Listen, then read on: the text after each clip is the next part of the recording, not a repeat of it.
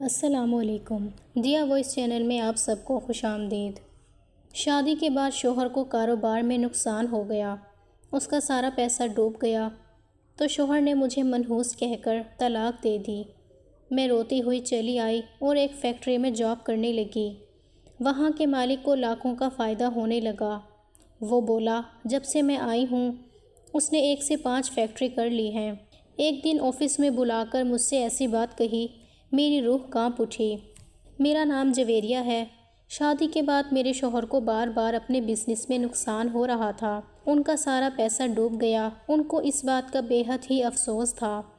میرے شوہر نے تنگ آ کر مجھے منحوس کہہ کر مجھے طلاق دے دی۔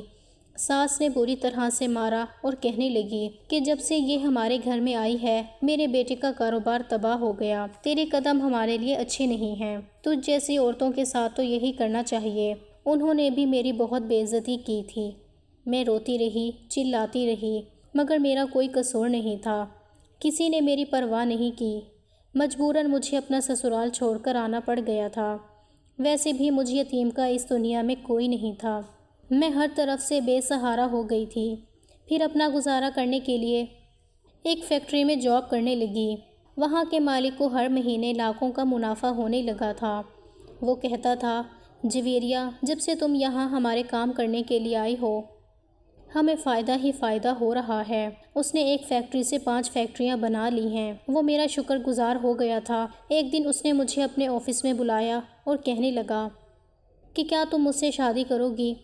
اس کی بات سن کر میں چونک گئی تھی، لیکن جیسے ہی میں نے اس کا چہرہ دھیان سے دیکھا تو میرے پیروں تلے سے زمین نکل گئی اور میں اس کے پیروں میں گر کر پھوٹ پھوٹ کر رونے لگی، کیونکہ وہ تو میرے والدین اس دنیا میں نہ تھے۔ میں بچپن سے ہی یتیم ہو گئی تھی اور یتیم ہونے کے باوجود بھی اپنی آنٹی کے ساتھ رہتی تھی۔ جس دن میرا پہلا رشتہ آیا انہوں نے فوراً سے میرا رشتہ طے کر دیا تھا، کیونکہ ان کے لیے میں ایک بوجھ تھی اور وہ مجھ سے جلد ہی اپنی جان چھڑانا چاہتی تھیں۔ میری عمر بھی زیادہ نہیں تھی، میں شادی نہیں کرنا چاہتی تھی، مگر اپنے سر کا بوجھ اتارنے کے لیے میری شادی کرنے کا فیصلہ کر دیا گیا۔ لڑکے کا نام دانش تھا اور پڑھ لکھ کر لندن سے آیا تھا۔ میں خوبصورت تھی، اس لیے لڑکے کی ماں نے مجھے پسند کر لیا تھا اور سادگی سے میری شادی اس کے ساتھ ہو گئی تھی، کیونکہ انکل نے تو پہلے ہی کہہ دیا تھا کہ اگر اسے اپنے گھر کی بہو بنانا ہے تو بنا لو، لیکن ہم اسے جہیز نہیں دے سکیں گے۔ دانش اور اس کی ماں کو اس بات سے کوئی اعتراض نہیں تھا، اسی لیے انہوں نے مجھے اپنے گھر کی بہو بنانے کا فیصلہ کر لیا تھا۔ رخصت ہو کر میں اپنے سسرال آ گئی تھی۔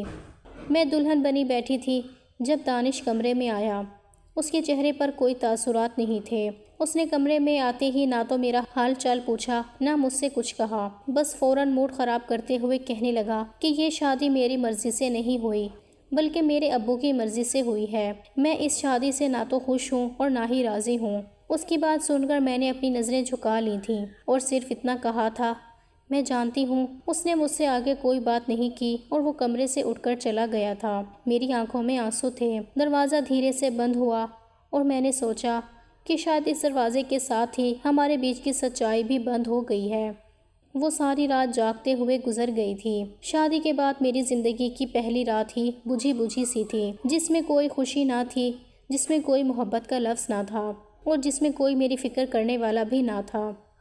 اگلے دن ناشتے پر میں نے ساس کے پاس بیٹھنے کی کوشش کی تو انہوں نے پلیٹ ہٹا کر کہا کہ تم اپنا ناشتہ اپنے کمرے میں ہی لے جایا کرو، مجھے اکیلے ناشتہ کرنا پسند ہے۔ آگے میں اپنی ساس سے کیا کہتی؟ مجھے کچھ کہنے کی ضرورت ہی نہیں تھی۔ ان کو دیکھ کر بھی میں سمجھ گئی تھی کہ یہ شادی ان کی بھی مرضی سے نہیں ہوئی۔ میری اس شادی میں اگر کسی کی مرضی تھی اور کسی کو مجھ پر ترس آیا تھا تو وہ میرے سسر تھے، دانش کے والد، جو میرے ابو کے بچپن کے دوست تھے۔ اور جب ان کا بیٹا جوان ہوا تو ان کے من میں خیال آیا کہ کیوں نہ وہ اپنے بچپن کے دوست کی بیٹی کے ساتھ اپنے بیٹے کی شادی کر دیں۔ میں ہمیشہ خاموش رہنے لگی تھی اور یہی خاموشی اب میری عادت بن گئی تھی۔ ایک دن انکل نے مجھے اپنے ساتھ بازار لے جانے کو کہا۔ میں ان کے ساتھ بازار چلی گئی تھی۔ وہ راستے بھر مجھ سے باتیں کرتے رہے تھے، کہتے تھے کہ تمہارا ابو بہت اچھا انسان تھا اور تمہاری ماں بہت ہی ہمت والی عورت تھی، وہ زندہ ہوتی تو تمہارے لیے کچھ اور سوچتی۔ میں نے کہا، اگر میرے والدین زندہ ہوتے تو شاید میں یہ سب سہنے کے قابل ہی نہ ہوتی۔ انکل خاموش ہو گئے تھے۔ وہ جانتے تھے کہ ان کی فیملی میں بھی مجھے کسی نے قبول نہیں کیا تھا۔ ہم واپس آئے تو دانش کے کمرے میں سے تیز آواز آ رہی تھی۔ وہ اپنی ماں کے ساتھ بحث کر رہا تھا۔ مجھے آواز آئی۔ دانش اپنی ماں سے کہہ رہا تھا، سب ابو کی مرضی سے ہوا ہے۔ میں نے تو کبھی کہا ہی نہیں تھا کہ مجھے اتنی جلدی شادی کرنی ہے۔ امی، اگر آپ کو میرے لیے کوئی اور لڑکی پسند تھی تو آپ کو ابو سے بحث کرنی چاہیے تھی۔ آپ مجھے کیوں ڈانٹ رہی ہو؟ تب بھی میری ساس کی آواز بلند ہوئی۔ انہوں نے کہا، اسی لیے کہہ رہی ہوں کیونکہ تم نے بھی اپنے والد کی مرضی کو آسانی سے قبول کر لیا۔ تمہیں ڈٹ جانا چاہیے تھا اور کہنا چاہیے تھا کہ یہ لڑکی مجھے پسند نہیں ہے۔ وہ لڑکی سچ میں تمہارے قابل نہیں۔ اگر تمہارے قابل ہوتی تو میں تمہاری خوشی خوشی اس کے ساتھ شادی کروا دیتی۔ میں نے تو تمہارے لیے ایک بہت ہی خوبصورت اور اچھی لڑکی تلاش کی تھی۔ تمہارے والد ہی کہتے رہے کہ وہ میرے دوست کی بیٹی ہے، اسے قبول کر لو اور اسے اپنے گھر کی بہو بنا لو۔ اب میں دوسروں سے کیا کہوں؟ اپنے شوہر کی بات ماننے کی خاطر معاشرے کے لوگوں سے بھی یہی کہا ہے کہ ہاں لڑکی پیاری ہے، غریب تھی، اس لیے میں اسے اپنے گھر کی بہو بنانے کے لیے تیار ہوں، مگر میرا دل بہو نہیں مان رہا۔ تمہارے والد کی پرانی دوستی کی وجہ سے میرا سب برباد ہو گیا۔ میں نے اپنے بیٹے کے لیے کیا کیا سوچا تھا اور کیا ہو گیا۔ میں دروازے کے پیچھے سے ہٹ گئی تھی۔ دل چاہا تھا کہ بھاگ جاؤں وہاں سے، مگر کہاں جاتی؟ میرا کوئی ٹھکانہ نہیں تھا۔ شام کو دانش پھر کمرے میں آیا۔ اس بار اس کی آنکھوں میں کچھ نرمی دکھائی دے رہی تھی۔ شاید وہ اپنی ماں سے بحث کرنے کے بعد تھک چکا تھا، یا شاید میری خاموشی سے تھک چکا تھا۔ وہ میرے قریب آیا اور کہنے لگا، جویریہ، تم کچھ بولتی نہیں ہو، اگر تم کچھ کہنا چاہو تو کہہ سکتی ہو۔ میں نے صرف اتنا کہا، میں بولوں گی تو شاید آپ کو اور بھی زیادہ الجھن ہوگی۔ اس نے دھیان سے میری طرف دیکھا، پھر کہنے لگا کہ تم پیاری تو بہت ہو، شاید اسی لیے پاپا نے تمہیں میرے لیے چنا ہے۔ میں نے ہلکی سی مسکراہٹ سجائی اور دل میں سکون محسوس کیا، کیونکہ یہ لفظ پہلے تھے جو میرے شوہر کی طرف سے تعریف کے روپ میں اس کے منہ سے نکلے، جس سے مجھے اپنی موجودگی کا کوئی احساس دکھائی دیا تھا، چاہے وہ میری خوبصورتی پر ہی کیوں نہ ہو۔ میرے سسر کی زندگی جیسے میرے لیے ایک چھت تھی۔ ان کے ہوتے ہوئے سب خاموشی، شکایتیں دب جاتی تھیں، لیکن وہ چھت اچانک گر گئی۔ صبح کا وقت تھا جب میں ناشتہ بنا رہی تھی کہ باہر سے مجھے شور سنائی دیا۔ دروازہ کھول کر دیکھا تو نوکرانی بھاگتی ہوئی آ رہی تھی۔ اس کے منہ سے بس ایک ہی لفظ نکلا تھا، مالک کو سانس نہیں آ رہا۔ یہ سن کر جیسے ہی سب کچھ رک سا گیا تھا۔ میری سانس بھاگی تھی۔ میں ان کے پیچھے پیچھے گئی تھی تو دیکھا کہ انکل صوفے پر گرے ہوئے تھے۔ ان کا چہرہ پیلا پڑ چکا تھا۔ انہیں ہسپتال لے جانے کی کوشش کی گئی، لیکن وہ تو کب کے اس دنیا سے جا چکے تھے۔ ڈاکٹروں نے ان کا معمولی سا چیک اپ کیا، پھر بتایا کہ وہ اس دنیا کو چھوڑ کر چلے گئے اور ہارٹ اٹیک آنے پر ان کی موقع پر ہی موت ہو گئی ہے۔ وہ لمحہ ایسے تھا جیسے روشنی کا آخری چراغ بجھ گیا ہو۔ کچھ دن کے بعد جب سوگ منانے والے لوگ چلے گئے اور پھر گھر میں سناٹا ڈوب گیا تھا، تب اچانک میری ساس کی نظر بدل گئی تھی، تیور بدل گئے تھے۔ پہلے جو عورت میرے سسر کے سامنے صرف مجھ سے دور رہتی تھی، وہ اب مجھے تنگ کرنے لگی تھی۔ وہ ایک دن میرے کمرے کے دروازے پر آئیں، دروازہ زور سے کھلا اور کہنے لگی کہ جب سے یہ منحوس گھر میں آئی ہے کوئی دن چین کا نہیں دیکھا۔ ان کی بات سن کر میں کچھ نہیں بول سکی تھی، بس ان کی آنکھوں میں عجیب سی وحشت تھی، جیسے میں کوئی سایہ ہوں۔ دانش نے تو پہلے ہی کچھ نہیں کہا تھا، وہ خود صدمے میں جا چکا تھا، لیکن پھر کاروبار میں مشکل آنے لگی تھی، جس کی وجہ سے وہ بہت ہی پریشان رہنے لگا تھا۔ سسر جی کے جانے کے بعد دانش ہی اکیلے فیکٹری سنبھالنے کی کوشش کرتا تھا، لیکن ہر دن اسے کوئی نہ کوئی مشکل آ جاتی تھی۔ کہیں مال کی مشکل ہوتی تھی تو کہیں مزدوروں کی ہڑتال، تو کہیں آرڈر ہو جاتے تھے۔ ایک دن وہ غصے سے گھر آیا، اس نے دروازہ زور سے بند کیا اور سیدھا کمرے میں آ گیا تھا۔ میری طرف دیکھ کر کہنے لگا، پتہ نہیں کیا چل رہا ہے، ہر طرف نقصان ہی نقصان ہے۔ میں نے کچھ نہیں کہا، وہ بار بار بولتا رہا۔ پھر تھوڑی دیر بعد میں نے کہا، کیا میں تمہاری کچھ مدد کر سکتی ہوں؟ اس نے مجھے گھور کر دیکھا اور کہنے لگا، تم میری کیا مدد کرو گی؟ تم کیا سمجھو گی کہ کیسے ہوتا ہے؟ تم بس دعا کرو کہ سب ٹھیک ہو جائے۔ وہ بہت زیادہ غصے میں تھا، لیکن اس کے الفاظ میرے اندر تیر کی طرح اتر گئے تھے۔ شام کو جب میں کچن میں کام کر رہی تھی، میری ساس اپنی بیٹی کے ساتھ بیٹھی ہوئی تھی، وہ دونوں آپس میں باتیں کر رہی تھیں۔ جب میں نے ان کی بات سنی، میری ساس نے کہا کہ بس اوپر والا بچائے بھی اس لڑکی کی منحوسیت سے، پہلے میرے شوہر کو کھا گئی، اب دونوں باپ بیٹے کا کاروبار سب کچھ کھا جائے گی۔ یہ ہمارے لیے بربادی کا راستہ بن کر آئی ہے۔ میری نند نے اپنی ماں کی ہاں میں ہاں ملائی تھی اور کہنے لگی کہ ہاں ماں، میں نے تو آپ سے پہلے ہی کہا تھا کہ ہمارے پڑھے لکھے بھائی کے لیے کوئی اور لڑکی دیکھ لو، مگر پاپا کی ضد کے آگے ہم سب کو جھکنا پڑا۔ پاپا کو کون روک سکتا تھا جو خود یتیم تھی، جس نے خود کبھی کوئی خوشی نہیں دیکھی۔ ہمارے گھر آ کر بھی اس نے ہماری خوشیوں کو نظر لگا دی۔ میری ساس کی آواز تھوڑی بلند ہوئی، کہنے لگی کہ یہ تو جب سے ہماری زندگی میں آئی ہے ہماری زندگیاں اجڑ گئیں، پتہ نہیں اب کیا باقی رہ گیا جسے یہ برباد کرے گی۔ میری نند کہنے لگی امی، مجھے تو اب بھیا کی فکر لگی رہتی ہے۔ بھیا کا کاروبار دھیرے دھیرے نقصان میں جا رہا ہے، ایسا نہ ہو کہ کاروبار بھی ختم ہو جائے۔ اور بھیا، اتنا کہہ کر وہ خاموش ہو گئی۔ میری ساس کہنے لگی کہ بولو، میرا شوہر تو اس دنیا سے چلا گیا، اب اگر کچھ ہو گیا تو میں کس کے سہارے رہوں گی؟ مگر میں اس لڑکی کو نہیں چھوڑوں گی۔ میں دروازے پر کھڑی سب سن رہی تھی، خود پر کنٹرول کر رہی تھی۔ میں چپ چاپ اپنے آنسو صاف کر کے اپنے کمرے میں آ گئی تھی۔ دانش سے کچھ کہنے کا فائدہ نہیں تھا کیونکہ اس کے چہرے پر بھی اب شکوے لکھے جا رہے تھے۔ ایک دن دانش فیکٹری سے گھر لوٹے تو انہیں ان کی ماں نے روک لیا اور کہنے لگی کہ بیٹا دیکھو، میں تمہاری بھلائی چاہتی ہوں، اس لڑکی سے الگ ہو، اسے نکال دو ہمارے گھر سے۔ یہ لڑکی تمہارے لیے اپنے منحوس قدم لے کر اس گھر میں آئی ہے، گھر کی خوشیوں کے ساتھ ساتھ یہ تمہیں بھی کھا جائے گی۔ دانش نے اتنے غصے میں ہاتھ جھٹکا اور کہنے لگا ابو کے بعد سب کچھ میرے سر پر ہے، مجھے کام کرنے دو، بس میں روز روز کی باتیں سن کر تنگ آ گیا ہوں۔ یہ سن کر میری ساس خاموش ہو گئی تھی، لیکن ان کے چہرے پر ایک ایسی خاموشی تھی جو طوفان آنے سے پہلے کی ہوتی ہے۔ کچھ دن کے بعد جب کھانے کی میز پر قورمہ رکھا تو میری ساس نے پلیٹ الٹ دی اور کہنے لگی کہ یہ قورمہ ہے، اس میں تو نمک ہی نہیں ہے، کچھ سیکھا بھی ہے یا نہیں تو نے اپنی زندگی میں، یا بس اپنی خوبصورتی پر ہی غرور کرتی رہی ہے؟ میرا شوہر بھی وہیں بیٹھا ہوا تھا، اس نے ایک نظر مجھے دیکھا لیکن کچھ بولا نہیں تھا اور پانی کا گلاس اٹھا کر پینے لگا۔ گھر کا ماحول اب ہر دن اور بھی زیادہ بوجھل ہوتا جا رہا تھا۔ دانش کی آنکھوں میں اب وہ نرمی نہیں رہ گئی تھی جو پہلے کبھی کبھار نظر آتی تھی۔ میری ساس کا انداز پہلے ہی میرے ساتھ بہت سخت تھا، لیکن اب جیسے ہر وقت موقع تلاش کرتی تھی کہ مجھ پر غصے میں کچھ بھی اٹھا کر پھینک سکے، کبھی لفظوں میں، کبھی الزام میں۔ میں بس اپنے کمرے کی دیواروں کو دیکھتی رہتی تھی جنہوں نے میرے سارے آنسو خاموشی سے دیکھے تھے۔ میرا شوہر دن بھر فیکٹری میں رہتا تھا لیکن شام کو آ کر بھی کوئی بات نہیں کرتا تھا۔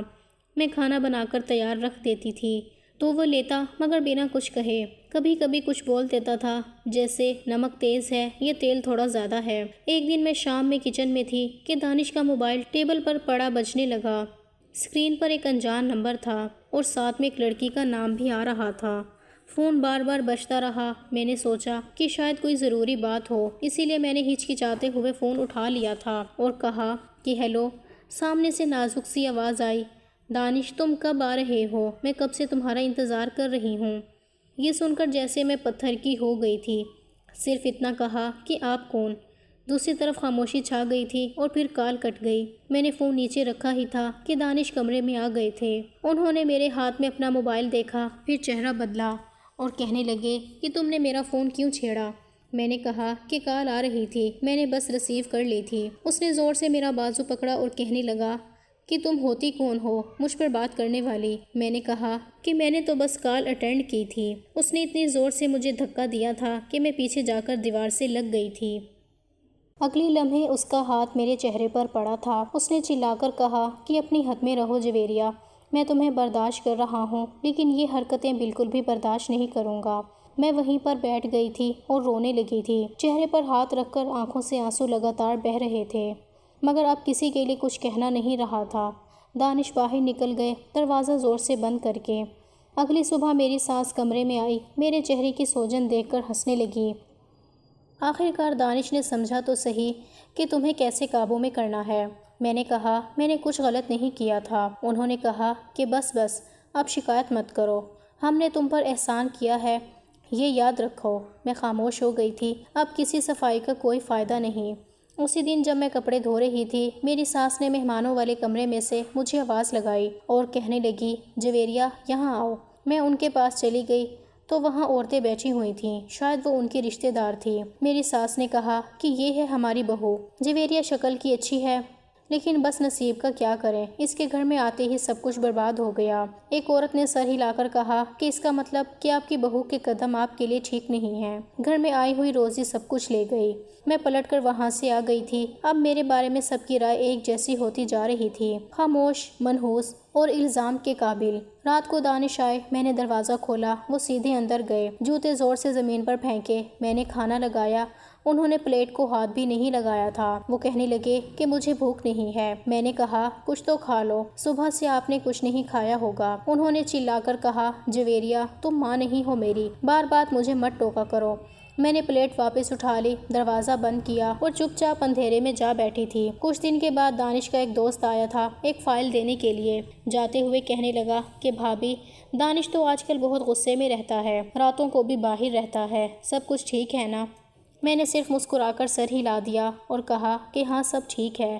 شاید وہ سمجھ گیا تھا کہ کچھ بھی ٹھیک نہیں ہے، مگر کچھ بولا نہیں۔ ایک شام جب میں کپڑے طے کر رہی تھی تب دانش فون پر کسی سے زور زور سے بات کر رہے تھے۔ کہنے لگے کہ کتنی بار کہا ہے کہ تم رات کو کال مت کیا کرو، گھر میں بہت پریشانی ہوتی ہے۔ ہاں ٹھیک ہے، کل ملتے ہیں۔ جب انہوں نے فون بند کیا تو میں نے کچھ نہیں کہا، بس نظریں ملا کر پوچھا کون تھی؟ انہوں نے مجھے دیکھا اور ہنس دیے اور کمرے سے چلے گئے۔ میری ساس کا رویہ بھی سخت ہوتا گیا۔ وہ کبھی کہتی تھیں کہ میرے گھر کا سکون برباد کر دیا ہے تم نے، اور کبھی کہتی تھیں کہ دانش کی حالت دیکھی ہے تمہاری وجہ سے کتنی خراب ہو گئی۔ اب میں سب کے لیے صرف ایک وجود تھی جو ہر درد کا نشانہ تھا، ہر الزام کی دیوار تھی۔ جیسے جیسے دن گزرتے گئے میری حیثیت اس گھر میں ایک نوکرانی بن کر رہ گئی تھی۔ نہ میرا کوئی حق تھا نہ آواز تھی۔ میری ساس کے لفظ اب اور بھی زیادہ کڑوے نہیں بلکہ زہر بھرے ہوتے جا رہے تھے۔ میری نند جب بھی گھر آتی تھی تو اس کی باتوں میں وہی تانے بھری نفرت ہوتی تھی جو میری ساس سے اسے وراثت میں ملی ہوئی تھی۔ ایک دن میں کچن میں کھانا بنا رہی تھی کہ میری نند آ کر دروازے سے ٹیک لگا کر کھڑی ہو گئی۔ کہنے لگی بھابی سنا ہے تم رات کو جاگتی رہتی ہو، کیا کوئی جادو ٹونا کرتی ہو؟ میں نے چونک کر دیکھا۔ میں نے کہا نہیں، بس مجھے نیند نہیں آتی ہے۔ اس نے کہا کہ ہاں نیند کیسے آئے گی جب دل میں چلاکی ہو تو من کہاں سونے دیتا ہے۔ اس کی آواز میں تانے بھرا زہر ٹپک رہا تھا۔ میری ساس بھی وہاں آ گئی تھی۔ کہنے لگی کہ ہم نے تو پہلے ہی کہا تھا کہ یہ لڑکی سیدھی نہیں ہے۔ دانش جب سے اس کے قریب ہوا ہے سب کچھ الٹا ہو رہا ہے، گھر کا کاروبار اور تمہارے ابو کی جان سب اس کی وجہ سے گئی ہے۔ میں نے نظریں جھکا لی، اب دل میں کوئی بھی بات نہیں تھی، بس یہ سب سن کر خاموش ہو جانا یہی میری عادت بن چکی تھی۔ اسی شام دانش گھر دیر سے آئے تھے، ان کے چہرے پر تھکان کے ساتھ جھنجھلاہٹ بھی تھی۔ میں نے پانی دیا تو کہنے لگے کہ ہر دن ایک نئی مصیبت، مزدور ہڑتال پر چلے گئے ہیں اور اوپر سے قرض دینے والے فون پر فون کر رہے ہیں۔ میں نے دھیرے سے کہا آپ کسی سے بات کرو، کسی سمجھدار سے نصیحت لو۔ اس نے گھور کر مجھے دیکھا اور کہنے لگا تمہیں کچھ پتا نہیں، تمہارا کام ہے صرف کچن سنبھالنا، مجھے زیادہ لیکچر مت دو۔ اگلے دن میری ساس نے گلے میں کالا دھاگا ڈال دیا۔ میں نے پوچھا یہ سب کیا ہے، سب ٹھیک تو ہے نا؟ انہوں نے عجیب نظروں سے مجھے دیکھا اور کہنے لگی کہ تیری اثر سے بچنے کے لیے نظر کا دھاگا ہے اور تیرے کالے سائے سے بچنے کے لیے بھی۔ میری نند ہنسنے لگی، کہنے لگی کہ امی ایک لوٹا پانی دے کر چپکے سے گھر سے باہر پھینک دینا چاہیے، ہو سکتا ہے کہ اس کا جادو ختم ہو جائے۔ یہ سن کر تو میری سانس ہی رک گئی تھی۔ اب جادوگرنی کہنا ان کا روز کا روٹین بن گیا تھا۔ مجھے لگتا تھا کہ وہ کسی دن سچ میں مجھے کسی بابا کے پاس لے جائیں گی۔ ایک دن جب مجھے آنٹی کا فون آیا تو دل کو تھوڑی تسلی ملی تھی۔ ان کی آواز ابھی بھی محبت سے بھری ہوئی تھی۔ انہوں نے کہا جویریہ بیٹی کیسی ہو؟ میں خود کنٹرول نہ کر سکی اور صرف اتنا کہا کہ آنٹی کچھ بھی اچھا نہیں ہے۔ انہوں نے کہا میں آؤں؟ میں نے کہا کہ نہیں، بس آپ کی آواز ہی کافی ہے، شاید یہی میری غلطی تھی۔ اگلے ہی دن انکل کا فون آیا۔ انہوں نے کہا کہ آئندہ اپنی آنٹی سے بات مت کرنا، اپنی زندگی میں سکھی رہو، میرے گھر میں دوبارہ پلٹ کر دیکھنے کی کوشش مت کرو۔ اب آنٹی سے میرا رابطہ ہمیشہ کے لیے ختم ہو گیا تھا، میرا سہارا بھی مجھ سے چھین لیا گیا تھا۔ اب میرے دن خاموشی میں گزرتے تھے۔ ایک دن میں نے سنا کہ میری ساس ایک عورت سے باتیں کر رہی تھی، کہہ رہی تھی کہ کل بابا جی ہمارے گھر آ رہے ہیں، وہ اس لڑکی پر اپنا جادو کریں گے، دیکھتے ہیں کہاں سے کر رہی ہے یہ سب کچھ۔ بابا جی گھر آئے، خاموشی سے بیٹھے اور مجھے ان کے سامنے لا کر بٹھا دیا گیا تھا۔ انہوں نے کچھ پڑھا اور میرے ماتھے پر پھونک ماری، پھر کہنے لگے یہ لڑکی بہت بھاری ہے، اس کے ستارے بہت گردش میں ہیں۔ میری ساس نے فوراً کہا ہم نے تو پہلے ہی کہا تھا کہ یہ منحوس ہے۔ میں نے کچھ نہیں کہا۔ اب تو بابا کی بات بھی میرے خلاف دلیل بن گئی تھی۔ کبھی کبھی دانش کا فون بجتا تھا اور وہ باہر چلے جاتے تھے۔ میں پوچھتی تھی کہ کہاں جا رہے ہو تو وہ ٹال دیتے تھے، کہتے تھے کہ کچھ کام ہے۔ تمہیں کیا فرق پڑتا ہے میں کہیں بھی جاؤں؟ ایک دن میں کچن میں چائے بناتے وقت میں نے اپنی ساس کو کسی سے فون پر باتیں کرتے ہوئے سنا تھا۔ وہ کہہ رہی تھی کہ ہاں وہ میرے بیٹے کی بیوی ہے، بس اس کی شکل اچھی ہے ورنہ وہ سب کچھ برباد کر چکی ہے۔ میرا بیٹا بھی اس سے تنگ آ چکا ہے، دیکھنا کچھ دنوں میں اسے چھوڑ دے گا۔ ان کی بات سن کر مجھے اپنی پہچان پر شک ہوا تھا، لیکن میں جانتی تھی کہ ان باتوں میں سچائی چھپی ہوئی تھی۔ دانش کی لاپرواہی، میری ساس کی زہریلی زبان اور آنٹی سے ادھوری بات جیسے ایک سلسلے کی کڑیاں تھیں۔ اب کوئی دن ایسا نہیں گزرتا تھا جب میرے دل کو نہ ٹھیس پہنچائی جاتی ہو۔ کبھی کھانے میں، کبھی کپڑے ٹائم پر نہیں دھلے، ہر بات پر الزام، اور ان الزام کے ساتھ میرا دل جیسے اندر ہی اندر پگھل رہا تھا۔ میں اب زندہ تھی، لیکن کسی اور کے طعنے سہنے کے لیے، کسی اور کی مایوسی کا بوجھ اٹھانے کے لیے۔ مجھے یقین تھا کہ یہ اندھیرا اب اور گہرا ہونے والا ہے، کیونکہ اس گھر میں میرے شوہر کی زندگی میں اب میرے لیے صرف تنہائی رہ گئی تھی۔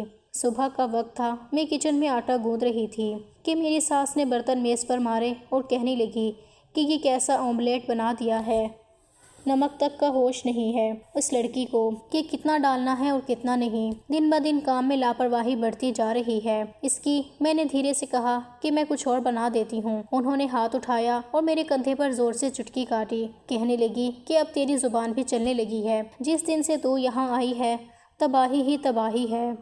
میرے بیٹے کا کاروبار برباد ہو گیا، ہمارا گھر برباد ہو گیا اور سکون بھی برباد ہو گیا۔ میں خاموش ہو گئی تھی، آنکھوں میں آنسو آنے لگے تھے، لیکن پھر بھی قابو کر گئی۔ میری نند نے ہنستے ہوئے کہا، اس پر باتوں کا اثر کب ہوا ہے؟ جب تک کسی بابا کو نہ بلاؤ اور اس کا علاج نہ کرواؤ تب تک کہ یہ یہاں سے نہیں جائے گی۔ میری ساس نے برتن اٹھا کر میری طرف پھینکا تھا، وہ برتن زمین پر جا کر گر گیا تھا اور شور ہو گیا تھا۔ انہوں نے کہا کہ چل نکل یہاں سے، اور کہنے لگی کہ آج کے بعد نہ تیری شکل دیکھوں گی نہ تیری منحوسیت۔ میں پیچھے ہٹ گئی تھی، ان کے ہاتھ میں ڈنڈا تھا۔ انہوں نے زور سے میری کمر پر مارا اور کہنے لگی کہ نکل جا میرے گھر سے ابھی اور اسی وقت۔ میں نے روتے ہوئے کہا، میں کہاں جاؤں گی، میرا تو کوئی بھی نہیں ہے۔ میں نے ہاتھ جوڑ دیے تھے۔ انہوں نے کہا کہ جہنم میں چلی جا، لیکن میرے گھر کے اندر دوبارہ کبھی دکھائی مت دینا۔ وہ میرا بازو پکڑ کر گھسیٹتے ہوئے دروازے کی طرف لے گئی تھی۔ دروازہ کھولا تو محلے کی عورتیں سامنے سے گزر رہی تھیں۔ میں ہچکچا رہی تھی، لیکن میری ساس نے مجھے زور سے دھکا دیا اور کہنے لگی کہ منحوس عورت نکل جا میرے گھر سے۔ میں زمین میں جا کر گر گئی تھی، میرا ہاتھ چھل گیا تھا، ماتھے سے خون کی بوندیں ٹپکی تھیں۔ آس پاس کے لوگ رک گئے تھے، لیکن کوئی آگے نہیں آیا تھا۔ اسی لمحے ایک آواز سنائی دی، امی یہ کیا کر رہی ہیں آپ؟ یہ میرا دیور عمر تھا۔ وہ تیزی سے میرے قریب آیا، اس نے مجھے سہارا دیا اور کہنے لگا، بھابھی آپ ٹھیک ہو نا؟ میں نے کہا کہ میں ٹھیک ہوں۔ عمر نے میری ساس کی طرف دیکھا اور کہنے لگا، یہ سب کیا ہے؟ کیوں مار رہی ہو آپ ان کو؟ آپ نے ان کو گلی میں دھکیل دیا، محلے کے لوگ دیکھ رہے ہیں۔ میری ساس زور سے چلائی اور کہنے لگی، تو ہٹ جا میرے راستے سے۔ عمر، اس لڑکی نے سب کچھ برباد کر دیا، تیرے بھائی کو کھا گئی، اب گھر کو بھی برباد کر رہی ہے۔ عمر نے میرے ماتھے سے خون صاف کیا اور کہنے لگا، اب میں کچھ تو شرم کرو، سب کچھ برباد تو آپ کے بیٹے کی وجہ سے ہوا، اس میں بھابھی کی کوئی غلطی نہیں ہے، یہ تو خاموشی سے سب کچھ برداشت کرتی رہتی ہے۔ میری ساس کہنے لگی کہ ہاں اس نے اب تجھ پر بھی جادو کر دیا ہے، اب یہ جادوگرنی تم پر بھی چل گئی ہے، سب کو اپنے جادو میں پھنسا رہی ہے، تو بھی دن رات اس کے کمرے میں دکھائی دیتا ہے، کیا چل رہا ہے آخر تم دونوں کے بیچ؟ یہ سن کر عمر کا چہرہ سفید پڑ گیا تھا۔ اس نے کہا، آپ کیا کہہ رہی ہو؟ آپ جانتی بھی ہو کہ آپ کس پر الزام لگا رہی ہو، یہ میری بھابھی ہے۔ میری ساس نے کہا کہ میں سب جانتی ہوں، ایک دن سب سامنے آ جائے گا، تم جیسے دیور اب دیور نہیں رہے۔ عمر نے مجھے کندھے سے سہارا دیا اور کہنے لگا، بھابھی آپ اندر چلو۔ میں نے دھیرے سے کہا، نہیں عمر، اب میں یہاں نہیں رہ سکتی، مجھے مت روکو۔ اس نے کہا، بھابھی آپ کا کوئی ٹھکانہ نہیں ہے اور آپ اس حال میں کہاں جاؤ گی؟ میں نے نرمی سے کہا کہ بس اور برداشت نہیں ہوتا۔ اس نے مضبوطی سے کہا کہ میں دیکھوں گا کہ آپ کو کون اس گھر سے نکالتا ہے۔ وہ میرا ہاتھ تھام کر مجھے اندر لے گیا تھا اور آس پاس محلے دار ابھی بھی دروازے کے پاس کھڑے ہوئے دیکھ رہے تھے۔ میری ساس نے عمر کا بازو جھنجھوڑنے کی کوشش کی اور کہنے لگی کہ چھوڑ اسے عمر۔ عمر نے غصے سے کہا کہ اب آپ کچھ نہیں کہیں گی، میں بھی اپنے والد کی جائیداد کا حصے دار ہوں اور یہ گھر بھی میرا ہے اور میرے والد کا ہے، اگر اس گھر میں کسی کو حق ہے تو بھابھی کو بھی ہے۔ میری ساس غصے سے خاموش ہو گئی تھی۔ میں اندر جا کر وہیں بیٹھ گئی تھی جہاں کبھی میری جگہ ہوا کرتی تھی۔ میرا دل جیسے رک سا گیا تھا۔ میری نند نے خاموشی سے موبائل میں کوئی میسج کیا، ضرور میرے شوہر کو ہی کیا ہوگا۔ کچھ دیر کے بعد دانش گھر آئے اور سیدھا میرے پاس آئے، کہنے لگے کہ یہ سب کیا ہو رہا ہے۔ عمر نے ان کو سب کچھ بتایا تو وہ خاموشی سے سب سنتے رہے۔ پھر عمر اپنی ماں کی طرف مڑ کر کہنے لگا، امی آپ نے تو سچ میں بھابھی پر ہاتھ اٹھایا، گلی میں ان کو دھکا دیا، آپ ایسے کیسا کر سکتی ہو؟ میری ساس نے کہا کہ ہاں، کیونکہ یہ سب کچھ برباد کر رہی ہے، اور اب تو تیرے بھائی کو بھی اس نے اپنے قابو میں کر لیا ہے۔ عمر نے ایک نظر مجھ پر ڈالی۔ میں خاموش بیٹھی رہی۔ میرا چہرہ سوجا ہوا تھا، آنکھیں لال تھیں۔ عمر کچھ لمحے خاموش رہا، پھر دھیرے سے بولا کہ یہ سب بہت غلط ہو رہا ہے۔ عمر نے کہا کہ ابھی وقت ہے بھائی، خود دیکھ لو کہ کون آپ کے خلاف ہے اور کون آپ کے ساتھ۔ دانش نے نظریں چرا لی تھیں۔ میری ساس اونچی آواز میں کہنے لگی کہ بس کرو تم دونوں نے اس لڑکی کی طرفداری میں آ کر میری زبان بند کر دی ہے۔ میں دھیرے سے اٹھی اور کہنے لگی کہ میں اب یہاں نہیں رہ سکتی۔ عمر نے میری طرف دیکھا اور کہنے لگا کہ بھابھی اب آپ اکیلی نہیں ہو، میں دیکھوں گا کہ آپ کو اس گھر سے کون نکالتا ہے۔ اس دن میرا سب کچھ بدل گیا تھا۔ گھر میں خاموشی نہیں تھی، بلکہ بھروسے کی دیوار کھڑی ہو چکی تھی، جس کے دونوں طرف اب رشتے خاموش کھڑے تھے۔ گھر کی ہوا میں اب پوری طرح سے زہر مل چکا تھا۔ عمر کا میرے حق میں بولنے کے بعد میری ساس کی آنکھوں میں صرف مقصد باقی رہ گیا تھا، مجھے اس گھر سے نکالنا تھا ہر قیمت پر، اور اب وہ کوئی اور طریقہ نہیں بلکہ الزام کا سب سے گندا ہتھیار استعمال کرنے والی تھی۔ دوپہر کو عمر باہر سے آیا، اس کے ہاتھ میں کچھ کپڑے تھے جو دھوبی کو دینے تھے۔ وہ سیدھا میرے کمرے میں آ گیا جہاں میں اپنے کمرے کی صفائی کر رہی تھی۔ کہنے لگا کہ بھابھی کپڑے دھوبی کو دے دینا۔ شاپر تک وہ رکھ کر پلٹا ہی تھا کہ دروازے پر میری ساس کھڑی تھی۔ ان کی آنکھیں لال تھیں اور چہرے پر وہی جھٹکتا ہوا تانا تھا۔ انہوں نے کہا کہ واہ، دن دہاڑے کمرے میں چھپ کر مل رہے ہو تم دونوں، اب تو تمہیں گھر کے لوگوں کا بھی لحاظ ختم ہو چکا ہے۔ عمر چونک گیا، کہنے لگا آپ یہ کیا کہہ رہی ہو؟ میں تو بھابھی کو بس کپڑے دینے کے لیے آیا تھا۔ میری ساس کی آواز تیز ہو چکی تھی۔ انہوں نے کہا کہ اچھا، کپڑے بند دروازے کے پیچھے دیے جا رہے ہیں، میں سب سمجھتی ہوں، بہت دنوں سے دیکھ رہی ہوں تم دونوں کی نظروں کو، تم ہر وقت اسی کے کمرے میں کیوں آتے ہو؟ میں خاموش کھڑی تھی۔ میں نے کہا امی آپ ہم پر غلط الزام لگا رہی ہو۔ وہ چیخی اور بولی کہ چپ، اب تم منہ مت کھولو، بدچلن عورت، میرے دونوں بیٹوں کو خراب کر دیا تو نے۔ عمر نے آگے بڑھ کر کہا کہ امی کچھ تو شرم کرو، آپ حد پار کر رہی ہو۔ میری ساس نے کہا بتا کس رشتے سے بار بار اس کے کمرے میں آتا ہے، تو دیور ہے یا کچھ اور؟ یہ سن کر عمر کا چہرہ غصے سے لال ہو گیا تھا۔ اس نے کہا میں ان کا چھوٹا بھائی ہوں اور ہمیشہ رہوں گا، لیکن آپ جو الزام لگا رہی ہو وہ ٹھیک نہیں ہے۔ میری ساس نے شور مچایا اور میری نند دوڑتی ہوئی آئی، کہنے لگی کہ کیا ہوا امی؟ میری ساس کہنے لگی کہ سب کچھ برباد ہو گیا بیٹی۔ میری ساس روتی جا رہی تھی اور کہنے لگی کہ تمہاری بھابھی اور تمہارے چھوٹے بھائی کو رنگے ہاتھوں پکڑ لیا ہے۔ میری نند نے مجھے نفرت کی نظروں سے گھورا اور کہنے لگی کہ میں تو پہلے دن سے ہی کہتی تھی کہ یہ سیدھی نہیں ہے۔ کمرے کا دروازہ دھڑام سے کھلا، دانش اندر آیا۔ اس کا چہرہ غصے سے تپا ہوا تھا۔ اس نے گرجتی ہوئی آواز سے کہا یہ سب کیا ہے؟ میری ساس آگے بڑھی اور کہنے لگی کہ بیٹا جو آنکھوں کے سامنے ہوا اسے بتانے کی کیا ضرورت ہے؟ ابھی دیکھا ہے میں نے، تمہاری بیوی عمر کے ساتھ کمرے میں اکیلی تھی۔ دانش کا چہرہ جیسے جم گیا ہو۔ اس نے ایک نظر مجھ پر ڈالی اور ایک نظر اپنے بھائی پر۔ وہ میری طرف چل کر آیا اور کہنے لگا یہ سچ ہے۔ میں نے کہا پلیز میری بات کا یقین کرو، یہ سب جھوٹ ہے، عمر تو صرف کمرے میں کپڑے دینے کے لیے آیا تھا۔ میرے شوہر نے چلا کر کہا کہ چپ۔ میں نے نظریں چرائی، جیسے حقیقت سے نظریں چرانا آسان ہو۔ بس پھر کیا تھا، مجھے نکال دیا گیا تھا، میں بے ہوش ہو گئی تھی۔ ہوش آیا تو دیکھا کہ میں ہسپتال میں موجود تھی۔ نرس نے مجھے پانی دیا اور کہنے لگی کہ آپ نے بہت کچھ برداشت کیا ہے، لیکن اب سنبھلنے کا وقت ہے۔ 2 دن کے بعد ایک عورت آئی، نرم لفظوں میں مجھ سے کہنے لگی ہم نے ایک شیلٹر ہوم کا بندوبست کر لیا ہے، آپ کے لیے وہاں آپ کو فل سیکیورٹی ملے گی اور آپ کی زندگی کی نئی شروعات بھی ہوگی۔ میں خاموش رہی۔ اب فیصلہ میری مرضی سے نہیں، حالات کے مطابق ہو رہا تھا۔ گھر کا دروازہ دھیرے سے کھلا، پھر خاموش راستے، دیواروں پر کچھ ادھورے خوابوں کی تصویر، اور کمرے میں مجھے ایک بیڈ دیا گیا تھا۔ ساتھ والے بیڈ پر بیٹھی ہوئی ایک عورت نے مسکرا کر کہا یہاں نئی آئی ہو، کیا نام ہے تمہارا؟ میں نے دھیرے سے کہا کہ جویریہ۔ وہ کہنے لگی کہ میں عالیہ ہوں۔ یہاں سب کا گزرا ہوا وقت بہت الجھا ہوا ہے، لیکن ایک بات یاد رکھنا، یہاں کوئی کسی کو منحوس نہیں کہتا۔ رات میں نے چپ چاپ چھت کو دیکھتے ہوئے گزار دی تھی تو کافی لمبے وقت سے میری دشمن رہی تھی۔ اگلی صبح عائشہ میڈم، جو شیلٹر ہوم کی انچارج تھیں، میرے پاس آئیں اور کہنے لگیں کہ جویریہ، اگر تم چاہو تو یہاں کوئی کام کر سکتی ہو۔ ہم نے فیکٹریوں کے مالک سے بات کی ہے، محنت کرو گی تو اپنے پیروں پر کھڑی ہو سکو گی۔ میں نے پہلی بار خود سے پوچھا تھا، کیا میں پھر سے کچھ بن سکتی ہوں؟ جواب میں خاموشی ملی تھی، لیکن ایک ہلکی سی رضامندی تھی۔ 2 دن کے بعد مجھے ایک فیکٹری میں لے جایا گیا۔ وہاں بہت سے لوگ تھے، لیکن ماحول بہت مناسب لگا تھا۔ پہلی بار مجھے لگا جیسے میں کسی کام کرنے کے قابل ہوں۔ یہ کپڑا کاٹنا ہے، سائز ایک جیسا ہونا چاہیے اور وقت کا دھیان رکھنا، سپروائزر نے کہا تھا تو میرے ہاتھ کانپ گئے، لیکن میں نے ہاں میں سر ہلا دیا تھا۔ آغاز مشکل تھا، ہاتھ ہلنے لگے تھے، گردن میں درد ہونے لگا تھا، لیکن میں ہر دن وقت پر جاتی تھی، واپس آتی اور خاموشی سے سو جاتی تھی۔ ایک دن عائشہ نے پوچھا، کیسا لگا؟ میں نے کہا، درد ہوتا ہے، لیکن دل تھوڑا ہلکا ہوتا جا رہا ہے۔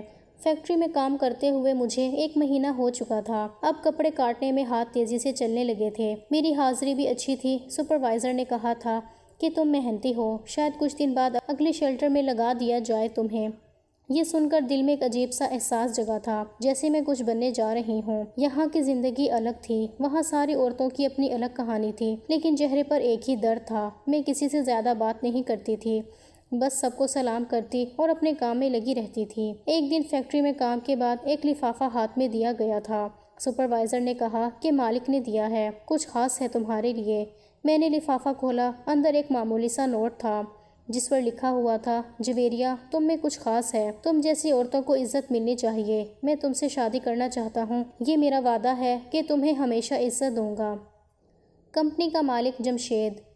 یہ سن کر میری آنکھوں میں بے یقینی آ گئی تھی، دل میں غصہ ابھر آیا تھا۔ میں لفافہ ہاتھ میں لے کر سیدھی آفس پہنچی۔ دروازہ کھولتے ہی آواز دی، سر کہاں ہیں آپ؟ جواب میں کرسی گھومی، سامنے عمر بیٹھا ہوا تھا۔ کچھ دیر کے لیے جیسے سب کچھ رک گیا تھا۔ میں نے کہا، تم؟ عمر اٹھ کر میری طرف آیا اور کہنے لگا، بیٹھ جاؤ۔ میں نے کہا کہ یہ سب کیا ہے؟ تم اس فیکٹری کے مالک ہو اور وہ نوٹ تم نے دیا تھا۔ اس نے ہلکی سی مسکراہٹ کے ساتھ کہا کہ ہاں، 2 ہفتے پہلے میں نے فیکٹری خریدی تھی، پتہ بھی نہیں چلا۔ میں نے کہا، اور یہ سب شادی کی بات؟ اس نے آنکھوں میں دیکھتے ہوئے کہا، کیونکہ میں تمہیں صرف سہارا نہیں، عزت دینا چاہتا ہوں۔ جس دن تمہیں گھر سے نکالا گیا تھا، میں بھی اسی دن وہ گھر چھوڑ چکا تھا۔ میری آواز کانپ رہی تھی۔ میں نے کہا، عمر، میرے اندر اب کسی پر یقین کرنا باقی نہیں رہا۔ اس نے کہا، تم مجھے صرف ایک موقع دو، ایک موقع، تاکہ دنیا کو پتہ چلے کہ تم بے سہارا نہیں ہو۔ میں خاموش ہو گئی تھی۔ شاید اندر کہیں کوئی دروازہ ہلکا سا کھل گیا تھا، لیکن یقین کرنا ابھی بھی باقی تھا۔ شہر کی وہ گلی جہاں شیلٹر ہوم تھا اب مجھے اجنبی نہیں لگتی تھی۔ ہر صبح وہی راستہ، وہی فیکٹری کا گیٹ، اور اندر داخل ہوتے ہی مشینوں کی گڑگڑاہٹ، سب کچھ روز کی روٹین پر تھا۔ اس دن جب گیٹ پر ایک نیا بورڈ لگا ہوا دیکھا تو دل دھک سے رہ گیا تھا۔ نئے انتظامیہ کے سینئر، سارے مزدور آپس میں چرچا کر رہے تھے کہ مالک بدل گیا ہے۔ پتہ نہیں، پر سنا ہے کہ نیا مالک بہت سخت ہے، اس نے پچھلی بار کئی لوگوں کو نکال دیا تھا۔ میں خاموشی سے ادھر کی طرف بڑھ گئی تھی، مشین پر ہاتھ رکھتے ہوئے دل میں وہی سوال تھا، کیا میری جگہ بھی خطرے میں ہے؟ کچھ دیر کے بعد سپروائزر اندر آیا، ہاتھ میں ایک لفافہ تھا۔ میرے قریب آ کر کہنے لگا کہ جویریہ، یہ تمہارے لیے ہے، مالک کی طرف سے۔ جھجکتے ہوئے لفافہ لیا، سب کی نظریں میری طرف تھیں۔ میں اسے فوراً کھولنے کی ہمت نہ کر سکی تھی۔ کچھ دیر کے بعد پچھلے کمرے میں گئی اور دروازہ بند کر کے لفافہ کھولا۔ ایک معمولی سا نوٹ تھا، لیکن لفظوں نے جیسے سانسیں روک لی تھیں۔ جویریہ، میں تمہیں صرف کام کی جگہ نہیں، زندگی میں عزت دینا چاہتا ہوں، شادی کے روپ میں۔ میں وعدہ کرتا ہوں کہ تمہاری عزت، تمہارا حق، تمہارا نام، سب کچھ بن کر دکھاؤں گا۔ فیصلہ تمہارا ہے۔ کچھ لمحے میں وہ کاغذ ہاتھ میں پکڑ کر خاموش رہی تھی۔ دماغ میں صرف شور تھا، کون ہے یہ؟ کیوں مذاق کیے جا رہا ہے؟ کیا یہ بھی ایک نیا کھیل ہے؟ میں نے کاغذ مٹھی میں دبا لیا تھا، دروازہ کھولا اور سیدھا آفس کی طرف چل دی تھی۔ راستے میں کئی لوگوں نے میری طرف دیکھا، شاید میرے چہرے کی سختی بڑھنے لگی تھی۔ آفس کے باہر پہنچ کر دروازہ کھولا اور میز، صوفہ، فائل اور کرسی پر بیٹھا وہ انسان جسے دیکھ کر میرے ہوش اڑ گئے تھے۔ عمر، وہ اٹھا جس کے چہرے پر سکون تھا، ہلکی مسکراہٹ تھی۔ کہنے لگا، بیٹھو جویریہ۔ میں نے کہا، یہ سب کیا ہے؟ تم نے یہ فیکٹری خریدی ہے؟ اس نے کہا کہ ہاں میں نے خریدی ہے۔ اور یہ خط؟ اس نے کہا، یہ خط بھی میں نے لکھا ہے۔ میں نے آگے بڑھ کر لفافہ اس کی طرف پھینک دیا تھا اور کہا کہ تمہیں لگا کہ یہ سب کچھ ٹھیک ہے اور اتنا آسان ہے۔ عمر نے لفافہ اٹھایا اور ایک گہری سانس لی۔ کہنے لگا کہ جویریہ، میں جانتا ہوں تمہاری زندگی میں دھوکے بہت آئے ہیں اور میں کوئی دعویٰ نہیں کرتا تاکہ میں سب کچھ بہتر کروں، لیکن میں چاہتا ہوں کہ تم یہ جان لو کہ تم اکیلی نہیں ہو۔ میں نے کہا، تم جانتے ہو لوگ کیا کہیں گے؟ اس نے کہا، لوگ تو ہمیشہ سے ہی کچھ نہ کچھ کہتے ہیں، لیکن عزت صرف وہی دے سکتا ہے جو خود عزت دار ہو، اور میں چاہتا ہوں کہ میں تمہیں وہ عزت دوں جو تم سے چھین لی گئی تھی۔ میں کرسی پر بیٹھ گئی تھی، دل کا بوجھ بہت بھاری تھا، زبان پر سوال بہت سارے تھے۔ میں نے کہا، تمہیں آئیڈیا بھی ہے کہ میں کیا کچھ سن چکی ہوں، میرے کردار پر کیا الزام لگایا گیا تھا، تمہارے ساتھ میرا نام جوڑا گیا تھا، اور اب تم خود یہ سب کر کے دنیا کا منہ بند کروانا چاہتے ہو؟ عمر نے کہا کہ نہیں، میں تمہیں اپنا نام دے کر دنیا کو دکھانا چاہتا ہوں کہ تم نیک سیرت ہو اور سب سے بڑھ کر تم قابل ہو۔ میری نظریں چرا لی تھیں، سامنے دیوار پر ایک کیلنڈر لگا ہوا تھا اور وہ ہوا سے ہل رہا تھا۔ میں نے کہا، فیصلہ فوراً نہیں کر سکتی۔ عمر نے کہا، تمہیں وقت لینے کی ضرورت نہیں ہے جویریہ، یہ زندگی ہے، انکار اقرار سے زیادہ ضروری تمہارا اپنا آپ ہے۔ اگر تم یہ سمجھو کہ تمہیں میرا ساتھ چاہیے تو میں یہ دروازہ ہمیشہ کھلا رکھوں گا۔ میں دھیرے سے اٹھی، دروازے کی طرف بڑھی، ہاتھ دروازے کی ہینڈل پر رکھا، پھر پیچھے مڑی اور کہا کہ عمر، تم سچ میں سمجھتے ہو میری زندگی کسی عزت کی قابل ہے؟ اس نے پلٹ کر کہا کہ تمہاری خاموشی، تمہارا صبر، تمہارے زخم، یہ سب تمہاری اصلی عزت ہے، اور میں بس ایک ساتھی بننا چاہتا ہوں، رکھوالا نہیں۔ میں کچھ بول نہیں سکی تھی، بس دروازہ کھولا اور باہر آ گئی تھی۔ سورج ابھی بھی ویسے ہی چمک رہا تھا جیسے کچھ بدلا ہی نہ ہو، لیکن میرے دل میں کوئی خاموش سی ہلچل تھی۔ شاید یہ نئی زندگی کی دہلیز تھی، شاید ابھی کچھ فیصلہ باقی تھا۔ فیکٹری کے آفس سے نکلتے ہوئے میرے قدم خود بخود رک گئے تھے۔ ایک لمحے کو دل چاہا کہ بھاگ جاؤں کہیں بہت دور، جہاں کوئی پہچان نہ ہو، جہاں کوئی سوال نہ کرے کہ تم کون ہو، کہاں سے آئی ہو، کیوں ہر دروازے سے دھکیل دی گئی ہو۔ لیکن میں بھاگ نہیں سکی تھی۔ وہ لفظ جو عمر نے کہے تھے میرے کانوں میں گونج رہے تھے کہ میں تمہیں عزت دینا چاہتا ہوں۔ اگلے دن روز کی طرح گزرا تھا۔ میں ہر روز فیکٹری جاتی تھی، مشینوں کے شور میں اپنا دماغ کھو دیتی تھی، لیکن ہر بار جو مالک کا کمرہ سامنے آتا تھا تو نظریں خود بخود جھک جاتی تھیں۔ سپروائزر نے ایک دن آ کر کہا کہ جویریہ، تمہیں سر نے بلایا ہے۔ دل جیسے گلے میں آ گیا تھا۔ خاموشی سے اٹھی اور آفس کی طرف بڑھی تھی۔ دروازہ کھولا تو عمر اپنی جگہ پر بیٹھا ہوا تھا۔ اس بار وہ کھڑا نہیں ہوا، بس نظریں اٹھا کر کہا کہ بیٹھو۔ میں کرسی پر بیٹھ گئی تھی، دونوں ہاتھ آپس میں جڑے ہوئے تھے۔ اس نے کہا کہ پریشان لگ رہی ہو۔ میں نے نظریں نہیں اٹھائی تھیں، صرف کہا کہ تھکن ہو رہی ہے۔ اس نے کہا، جویریہ، میں جانتا ہوں تمہیں میری باتیں الجھا رہی ہیں، لیکن میں کوئی جذباتی فیصلہ نہیں کر رہا۔ میں تمہیں جانتا ہوں، تمہاری خاموشی، تمہارا انداز، تمہارا صبر، سب کچھ دکھ رہا ہے۔ میں نے ہلکی آواز میں کہا کہ عمر، یہ سب بہت جلدی ہے۔ اس نے کہا کہ نہیں، یہ دیر سے ہے۔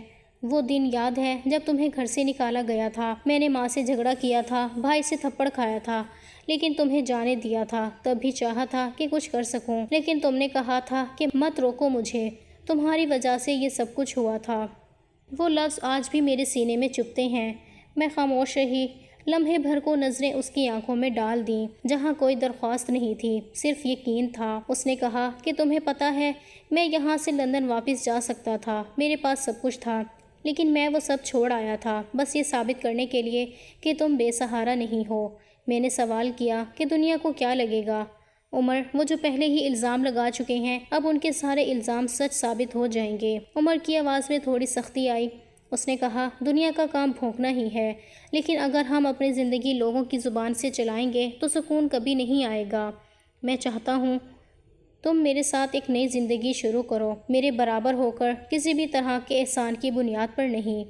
میں نے کہا، عمر، میں ٹوٹی ہوئی ہوں۔ اس نے کہا، اور میں کوئی جوڑنے والا نہیں، بس ساتھی ہوں۔ میں نے دھیرے سے کہا، تم سچ میں سمجھتے ہو؟ اس نے کہا، ہاں، اور اگر تم بھی یہی سمجھو تو ہمیں کسی کی صفائی کی ضرورت نہیں۔ کمرے میں خاموشی چھا گئی تھی۔ باہر مشینیں چل رہی تھیں، وقت آگے بڑھ رہا تھا، لیکن میرے اندر جیسے سب کچھ خاموش ہو چکا تھا۔ کچھ لمحوں کے بعد عمر نے کہا، اگر تم ہاں کر دو تو شادی یہی ہو سکے گی، سادہ طریقے سے، فیکٹری کے سٹاف کے سامنے۔ وہ سب جنہوں نے تمہیں محنت کرتے ہوئے دیکھا ہے، وہی ہم دونوں کو ایک دوسرے کا ہوتے ہوئے بھی دیکھیں گے۔ تمہاری نئی زندگی۔ میں نے لمبی سانس لی اور پہلی بار آنکھوں میں آنسو کی بجائے حوصلہ محسوس کیا تھا۔ میں نے کہا کہ ٹھیک ہے عمر، لیکن ایک شرط ہے۔ اس نے کہا کہ کیا؟ میں نے کہا اس رشتے کی بنیاد صرف سچ پر ہو، نہ کوئی دکھاوا ہو، نہ کوئی بدلہ ہو۔ عمر نے ہلکی سی مسکراہٹ کے ساتھ سر ہلایا اور کہنے لگا کہ یہ وعدہ رہا۔ میں اٹھ کر کھڑی ہو گئی تھی، دل میں عجیب سی نرمی اتر آئی تھی، جیسے برسوں کے بعد اندر کی سختی ٹوٹ رہی ہو۔ دروازے سے نکلتے ہوئے میں نے آخری بار پلٹ کر کہا تھا کہ عمر، تمہاری باتیں سن کر شاید آج مجھے یقین آ رہا ہے کہ سب کچھ ختم نہیں ہوا۔ اس نے ہلکی آواز میں کہا کہ نہیں جویریہ، اب سب شروع ہونے والا ہے۔ یہ وہ لمحہ تھا جب پہلی بار میں نے اپنی زندگی کو اپنے فیصلے سے آگے بڑھتے ہوئے دیکھا تھا، اور شاید یہ میرا پہلا قدم تھا اپنی زندگی کی طرف۔ شادی سادگی طریقے سے فیکٹری کے سٹاف کے سامنے ہوئی تھی۔ اسی دن میں کچھ بہت زیادہ امید سے جگمگا رہی تھی۔ عمر نے شادی کے بعد ہاتھ جوڑ کر سارے ورکرز کا شکر ادا کیا۔ میرے ہاتھوں پر مہندی نہیں تھی، نہ ماتھے پر ٹیکا تھا۔ میرے دل میں ایک سکون ضرور اتر آیا تھا۔ شادی کے اگلے دن فیکٹری کے آفس جانے کی بجائے عمر مجھے شہر سے باہر ایک سادہ مگر خوبصورت سے گھر میں لے کر آ گیا تھا۔ گاڑی رکی تو سامنے سفید دیواروں پر نیلی کھڑکیوں والا چھوٹا سا بنگلہ نظر آیا تھا۔ اس نے کہا کہ یہ گھر کیسا لگا؟ میں نے حیرانی سے دروازہ دیکھا اور کہا کہ یہ تمہارا گھر ہے عمر۔ عمر نے کہا کہ نہیں، یہ گھر تمہارا ہے۔ نئی زندگی کی شروعات اسی جگہ سے ہوگی۔ میں نے یہ گھر تمہارے لیے بنوایا ہے۔ کوئی محل تو نہیں ہے، مگر ہر دیوار میں سکون ہے۔ میں گھر میں داخل ہوئی تو خالی کمروں میں خوشبو تھی، بیٹھنے کے لیے لکڑیوں کی کرسیاں تھیں۔ میں نے کہا کہ یہ سب بہت اچھا ہے۔ عمر نے کہا کیونکہ میں جانتا ہوں کہ تمہیں شور نہیں، سکون چاہیے۔ ہم دونوں نے وہ رات اسی گھر میں گزار دی تھی۔ چھت پر بیٹھ کر چائے پی کر پرانی باتوں پر مسکراہٹ آ گئی تھی، اور خاموشی ہماری سب سے بڑی بات چیت بنی تھی۔ کچھ دنوں کے بعد میں نے فیکٹری میں جانا بند کر دیا تھا۔ عمر کہتا تھا کہ تم آرام کرو، خود کو ٹائم دو۔ میں نے پڑھنا شروع کر دیا تھا، گارڈن میں پودے لگانے لگی تھی، کھڑکی کے پردے خود تیار کیے تھے۔ وہ گھر سنورنے لگا تھا، اور شاید میں بھی خود دوبارہ جڑنے لگی تھی۔ ایک شام ہم دونوں چھت پر بیٹھے تھے کہ عمر نے کہا کہ جویریہ، تمہیں اپنی کہانی لکھنے کے بارے میں سوچنا چاہیے۔ تمہاری کہانی، تمہاری زبانی۔ میں ہنس پڑی اور کہنے لگی کون پڑھے گا میری کہانی؟ عمر نے کہا تمہارے لفظ سچے ہیں، سچ کو سننے والے ہمیشہ ہوتے ہیں، چاہے دیر سے ملے۔ اگلے دن میں نے کاپی نکالی اور پہلے پنے پر لکھا، میرا نام جویریہ ہے۔ ہر دن میں کچھ نہ کچھ لکھتی رہتی تھی۔ عمر میری تعریف کرتا تھا اور کئی بار چپ چاپ سر ہلا کر کہتا تھا کہ یہ لفظ بہت وزن دار ہیں۔ زندگی ہمدرد بن گئی تھی، جو گھاؤ تھے وہ اب نشان بن چکے تھے۔ ایک شام جب بارش ہو رہی تھی، میں کھڑکی کے پاس بیٹھی چائے پی رہی تھی۔ عمر نے آ کر میرے کندھے پر چادر ڈال دی اور کہنے لگا کہ ٹھنڈ لگ جائے گی۔ میں نے کہا بارش کی خوشبو میں کچھ سکون ہے۔ اس نے کہا سکون تمہارے چہرے پر ہے جویریہ۔ ایسا لگتا تھا جیسے زندگی ہمیں وہ سب لوٹا رہی ہے جو ہم سے چھینا گیا تھا، لیکن سکون ہمیشہ کے لیے نہیں ہوتا۔ اس دن صبح کے وقت دروازے پر دستک ہوئی۔ میں نے عمر کو آواز لگائی، کوئی آیا ہے؟ وہ اخبار پڑھ رہا تھا۔ اٹھ کر دروازے کی طرف گیا۔ میں کچن میں تھی۔ جب دروازہ کھولا تو کوئی اجنبی تھا۔ خاموشی چھا گئی تھی۔ میں نے زور سے پوچھا کہ کون ہے؟ عمر کی آواز آئی کہ جویریہ یہاں آؤ۔ میں باہر نکلی۔ دروازے پر ایک عورت کھڑی ہوئی تھی، پیروں میں چپل نہیں تھی، ہاتھ میں ایک پلاسٹک کا تھیلا تھا، اور کہنے لگی کہ اللہ کے نام پر کچھ دے دو بیٹا۔ میں نے جیسے ہی اس کے چہرے کی طرف دیکھا تو جیسے ہی قدم رک گئے تھے۔ یہ میری ساس تھی۔ عمر نے دھیرے سے کہا کہ ہاں یہ وہی ہے۔ میں قریب گئی، میرے قدم ڈر گئے تھے۔ اس نے مجھے دیکھ کر پہچاننے کی کوشش کی، پھر تھوڑی دیر میں چونک کر بولی جویریہ تم؟ میں خاموش کھڑی رہی تھی۔ اس کے چہرے پر بکھرے ہوئے بال تھے، آنکھوں میں بھوک تھی۔ انہوں نے کہا کہ بیٹی مجھے معاف کر دو، میں نے تمہارے ساتھ بہت برا کیا۔ آج میرے پاس کچھ بھی نہیں بچا اور دانش جیل میں ہے۔ جس لڑکی کے ساتھ اس کا چکر چل رہا تھا وہ اسے فراڈ کر کے فرار ہو گئی۔ عمر نے کچھ کہنے کی کوشش کی، لیکن میں نے ہاتھ اٹھا کر ان کو روک دیا۔ ان کی آنکھوں میں دیکھتے ہوئے میں نے کہا کہ آپ کو اندر آنے کی اجازت ہے، اگر دل سے معافی مانگے۔ تو انہوں نے قدم پیچھے کیا اور کہنے لگی کہ میں بہت بڑی گناہ گار ہوں بیٹی، مجھے کچھ نہیں چاہیے، بس معافی دے دو۔ عمر نے دروازہ کھولا اور کہا کہ امی اندر آئیے، جو کچھ آپ نے کھو دیا وہ آپ کی سزا تھی، لیکن جویریہ آپ کو معاف کر چکی ہے۔ میں نے اپنی چادر اتار کر ان کے اوپر ڈالی اور کہا کہ یہ اوڑھ لیجئے، ٹھنڈ لگ جائے گی۔ ان کی آنکھوں سے آنسو تھم نہیں رہے تھے اور میں جانتی تھی کہ یہی وہ لمحہ تھا جب ہم نے ان زخموں کو بند کر دیا تھا جو برسوں سے چلے آ رہے تھے۔ دروازے کے سامنے آج وہ عورت کھڑی تھی جو کبھی میری سانس کہلائی جاتی تھی، جس کی آواز میرے خوابوں میں گونجتی تھی اور جس کے لفظ میرے اندر برسوں تک کانٹے بن کر چبھتے رہے تھے۔ اب وہ عورت بکھرے ہوئے بالوں اور کپڑوں کے ساتھ میرے سامنے ہاتھ پھیلا کر کھڑی ہوئی تھی۔ انہوں نے کہا، جویریہ پہچانا مجھے؟ میں کچھ لمحے کے لیے خاموش رہی۔ میں وہی عورت ہوں جس نے تمہارے ساتھ بہت غلط کیا۔ وہ روتے روتے زمین پر بیٹھ گئی تھی۔ ان کی آواز میں درد تھا، آنکھوں میں پچھتاوا تھا۔ عمر نے میرے کندھے پر ہاتھ رکھا۔ انہوں نے کہا، بیٹا اب کچھ نہیں بچا، دانش جیل میں ہے۔ وہ لڑکی جس کے لیے میں نے تمہیں نکالا تھا، اس نے ہمیں لوٹ لیا۔ دراصل مجھے پتا تھا کہ اس کا کسی لڑکی کے ساتھ افیئر ہے اور میں چاہتی تھی کہ وہ لڑکی میری بہو بن کر اس گھر میں آ جائے اور تمہیں نکال دیا جائے، مگر اب مجھے اپنی غلطی پر بے حد پچھتاوا ہے۔ میرے پیچھے اب کوئی بھی نہیں ہے۔ جس بیٹی کو ہمیشہ بیٹی مانتی تھی اس کے گھر گئی تو اس کے شوہر نے بھی گھر سے نکال دیا۔ میں کئی دنوں سے سڑک پر گھوم رہی ہوں۔ آج تمہاری گلی کا پتہ ملا تو ہمت کی، جو کبھی میرے لیے عزت چھیننے والی تھی آج خود عزت کے لیے آئی تھی۔ میں نے خاموشی سے کہا کہ آپ کو یاد ہے جب آپ نے مجھے دروازے سے دھکا دیا تھا تب بارش ہو رہی تھی؟ وہ خاموش رہی، شاید انہیں یاد تھا۔ میں نے کہا، آپ نے کہا تھا کہ میں منحوس ہوں، میں سب کچھ کھا گئی ہوں۔ آج کیا بچا ہے آپ کے پاس؟ کچھ بھی نہیں۔ انہوں نے کہا، جویریہ بس دل میں ایک بوجھ ہے، میں نے تمہیں بہت دکھ دیا، عمر کو بھی برا بھلا کہا اور تم پر جو الزام لگایا اس کی معافی مجھے دے دو۔ عمر نے کہا کہ امی ہم آپ سے بدلہ نہیں لیں گے، لیکن آپ کے لیے ہمارے دل میں جگہ ہے۔ میری ساس میرے قدموں میں گر گئی تھی اور کہنے لگی کہ اللہ تم دونوں کو ہمیشہ خوش رکھے۔ میں کچھ نہیں مانگتی، صرف سر چھپانے کی جگہ چاہیے۔ عمر نے ان کا ہاتھ تھام لیا تھا اور کہا، آج ہم آپ کو پناہ دینے والے لوگ ہیں جنہیں آپ نے اپنے گھر سے بے دخل کیا تھا۔ یاد رکھو، امی عزت وہی دیتے ہیں جن کے دل میں نفرت کی جگہ خالی ہو۔ ہم نے انہیں سہارا دے کر اندر بٹھایا تھا، میں نے ان کو پانی دیا۔ عمر نے گرم کپڑے نکالے۔ رات کو عمر لان میں میرے ساتھ بیٹھے تو کہنے لگے کہ امی وقت کی ماری ہے، جویریہ جنہوں نے تمہیں توڑ دیا تھا آج وہ خود بکھر چکی ہیں۔ میرے پہلے شوہر نے مجھے جب گھر سے نکالا تھا تبھی مجھے طلاق دے دی تھی اور اب وہ جیل میں رہ کر اپنے کیے کی سزا بھگت رہا ہے۔ اسے عقل آ گئی ہے، وہ عقل سے زیادہ شرمندگی کی سزا کاٹ رہا ہے۔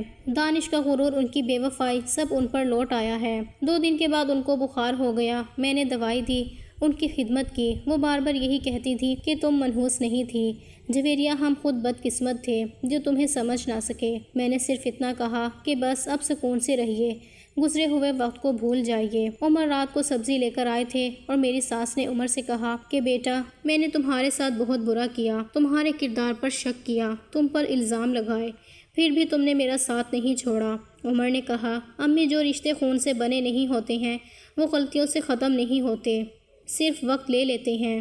عمر میری ساس کا سوتیلا بیٹا تھا، تبھی تو انہوں نے اس پر آسانی سے الزام لگا دیا تھا اور اپنے سگے بیٹے کی غلطیوں کو ہمیشہ سراہتی رہیں۔ ہم سب نے مل کر رات کو ایک ساتھ بیٹھ کر کھانا کھایا تھا۔ وہ عورت جو کبھی مجھے ہاتھ لگانے سے بھی منع کرتی تھی، میرے ساتھ کھانا کھانے سے بھی انکار کیا کرتی تھی، آج میرے ہاتھ کا بنا کھانا کھا رہی تھی۔